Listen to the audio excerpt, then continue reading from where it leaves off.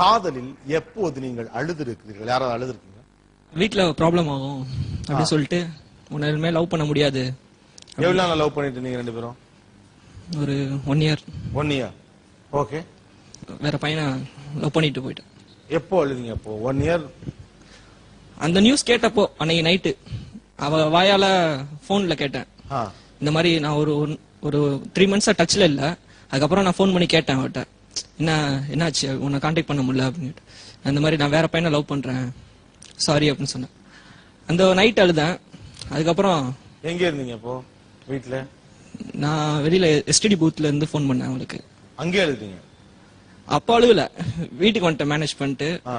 Night தனியா போயிட்டு அழுதுட்டேன். இல்ல அதான் கேக்குறேன், வீட்டுல எங்க உட்காந்து அழுதுங்கன்னு கேக்குறேன். மொட்டை மாடி. மொட்டை மாடி.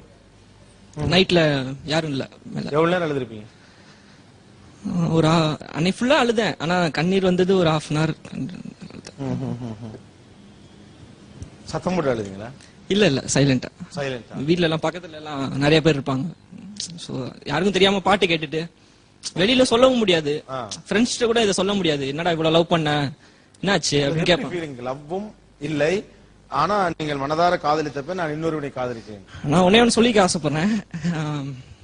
நான் அந்த பையனையும் சேர்த்து லவ் பண்றேன் இப்ப நானு. இல்ல நான் சொல்றது புரிஞ்சுக்கோங்க. நமக்கு அந்த பொண்ணுக்கு ஒரு ஐஸ்கிரீம் கேக்குதுன்னு வச்சுக்கோங்க, வாங்கி தரலாம். இன்னொரு ட்ரெஸ் தரணும், வாங்கி தரலாம். அந்த ட்ரெஸ் பிடிக்கல, வேற கலர் ட்ரெஸ் வேணும்னு கேட்டதுனால நான் வாங்கி கொடுப்போம். அந்த மாதிரி என்ன பிடிக்கல அவளுக்கு, இன்னொரு பையனை பிடிச்சிருந்தது, அதையும் நான் கொடுப்பேன். அவங்க லவ்வையும் சேர்த்து நான் லவ் பண்ணுவேன்.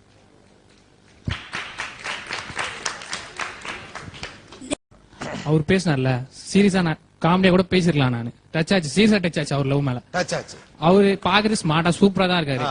அவர் ஒரு பொண்ணு ஏமாத்தி சத்தியமா நம்ப முடியல சார் என்னால. உண்மையா அன்லைக் நண்பா, உனக்காக ஒன்னு சொல்றேன், அன்லைக்கிடா அந்த பொண்ணு. உன்னை ஏமாத்தி போச்சுன்னா அன்லைக்கிடா.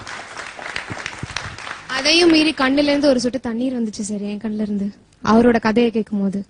உண்மையா அவர் சொல்ற மாதிரி கண்ணுல இருந்து தண்ணி வந்தது. அந்த பொண்ணு ஏன் இந்த பையனை மிஸ் பண்ணிட்டா அப்படின்னுட்டு.